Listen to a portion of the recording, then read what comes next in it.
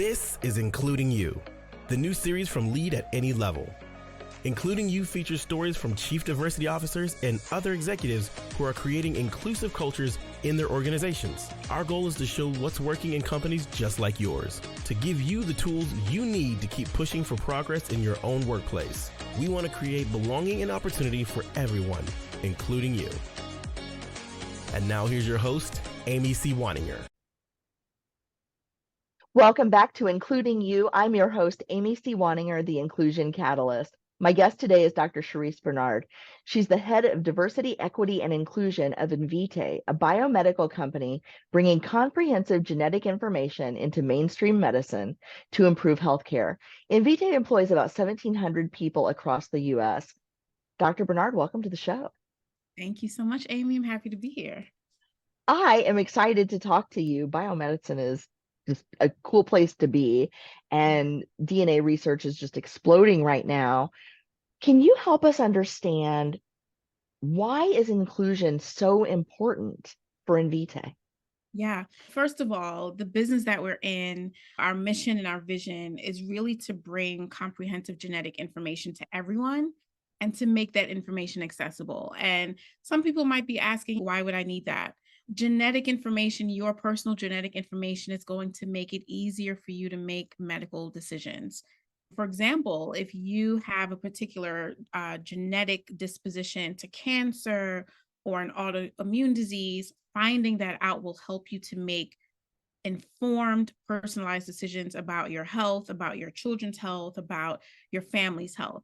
And so the vision and the mission of Invitae is to make that accessible to everyone, to make that genetic information mainstream for you and your family.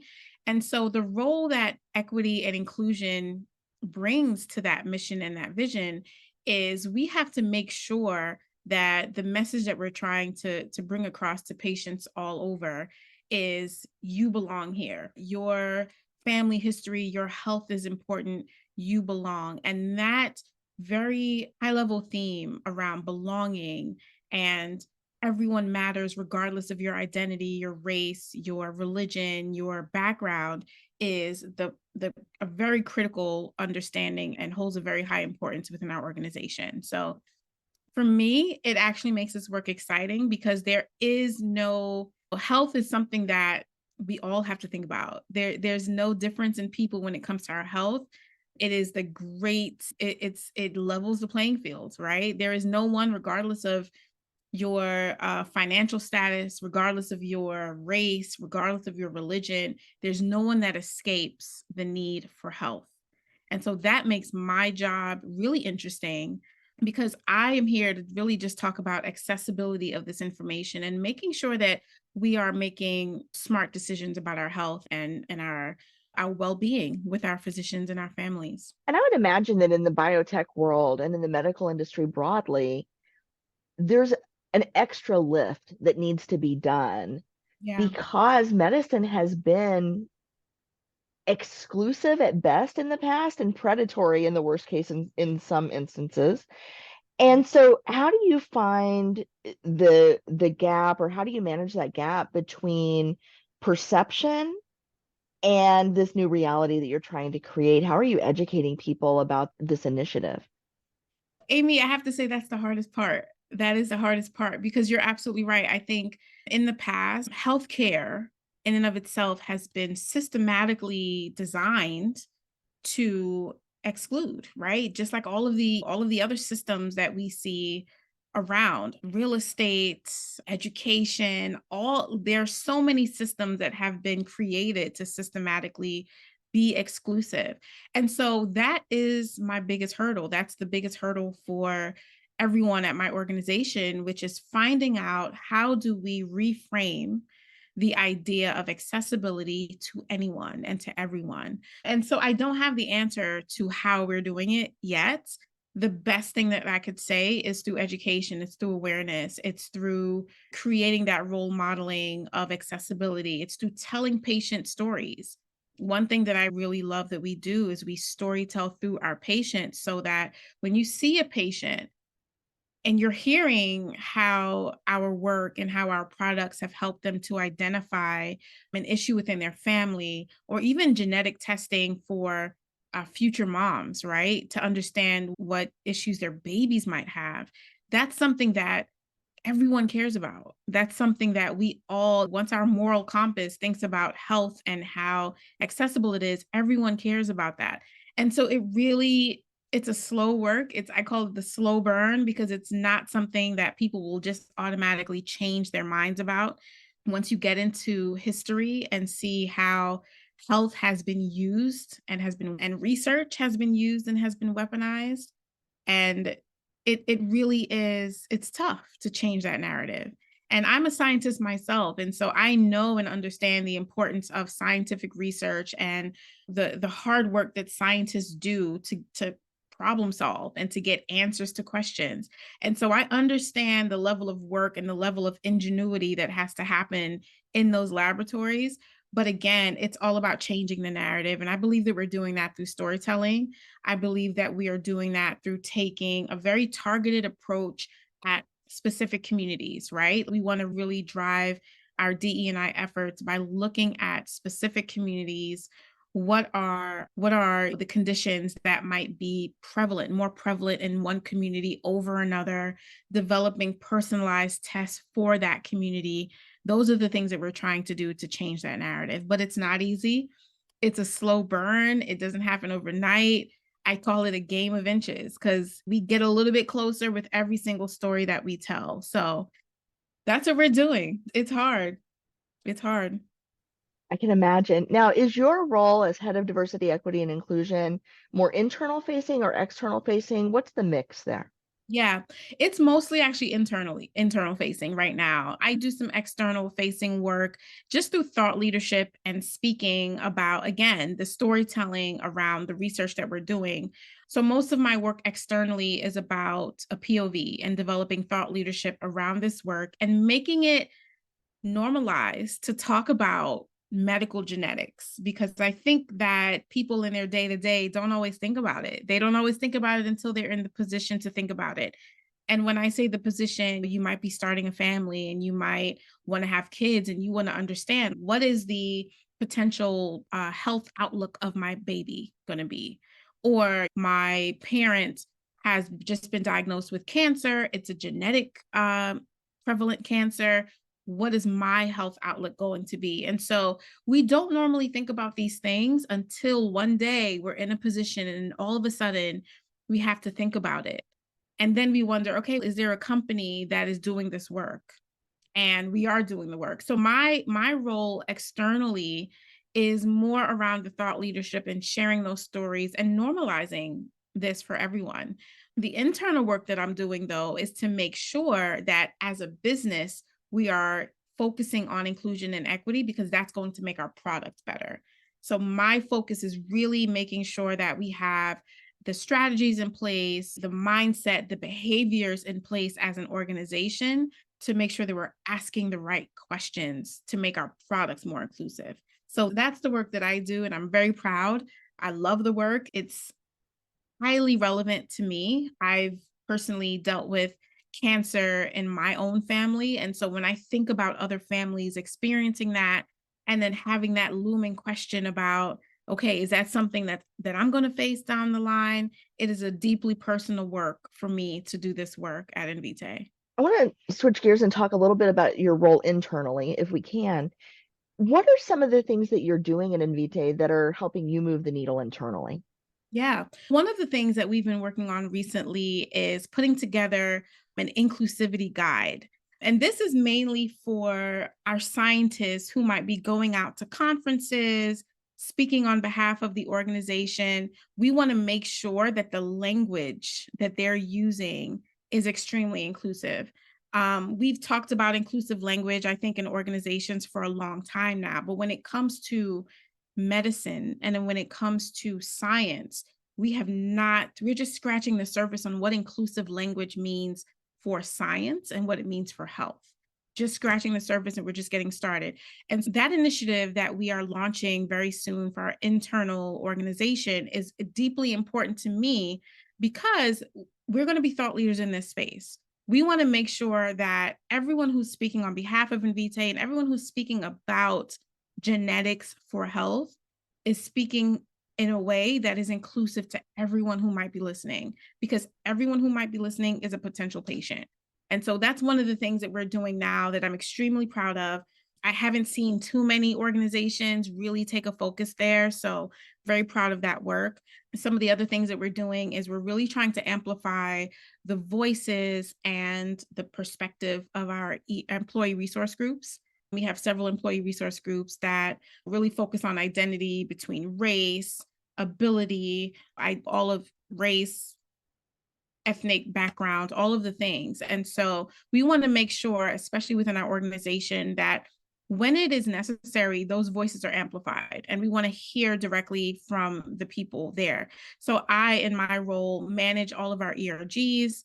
I make sure that everyone has the opportunity and the freedom to put forth several different initiatives. Create community, I think, is a big one. Right now, in the state of how things are in the world, we really need that community. And so that's one of the things that we really said contributes to a very inclusive workplace, having that opportunity and the space to build community. So that's another thing that we're doing. We're amplifying those voices. Very, very happy to be a part of the work that all of our ERGs are doing right now. That's incredible. And it's so important to make sure that we take people who haven't been heard. Yeah. And give them a space to speak authentically and speak truth. Absolutely.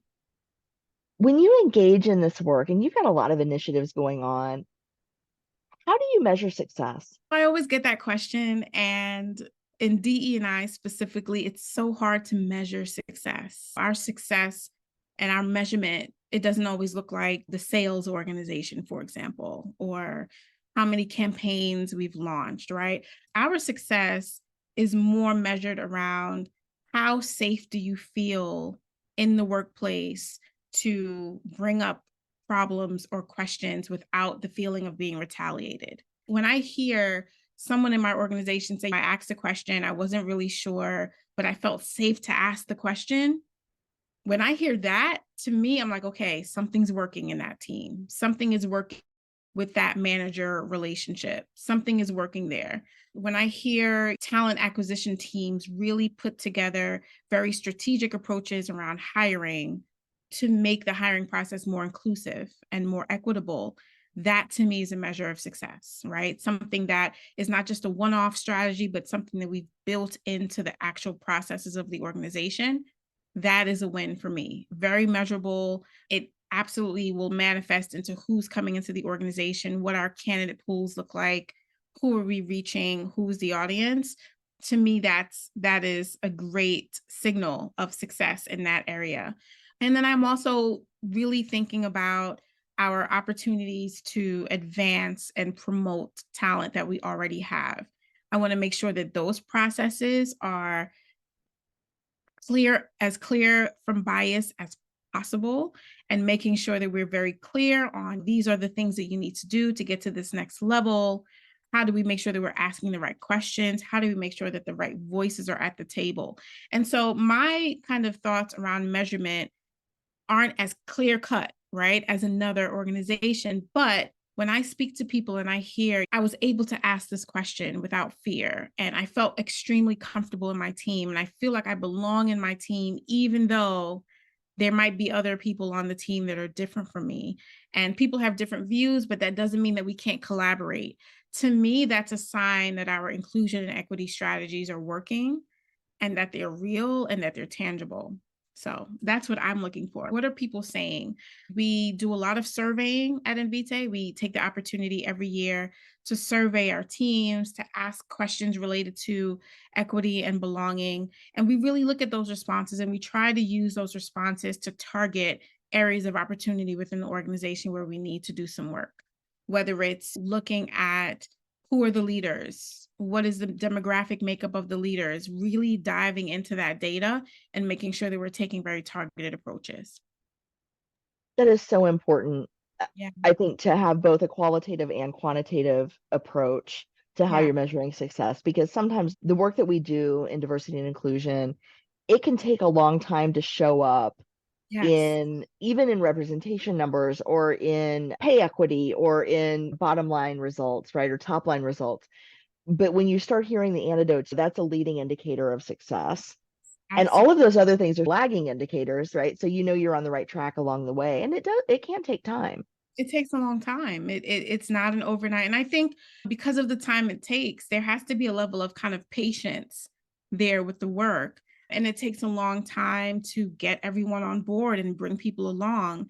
One of the things that I love to do is to reiterate the messaging, right? Continue to say the thing, reiterate the messaging. When we have our new DE&I strategy for the year, take every opportunity to work that into your team, right? Use some of the competencies of an organization that is equitable and that is inclusive, and talk to your team about those competencies, build the competencies.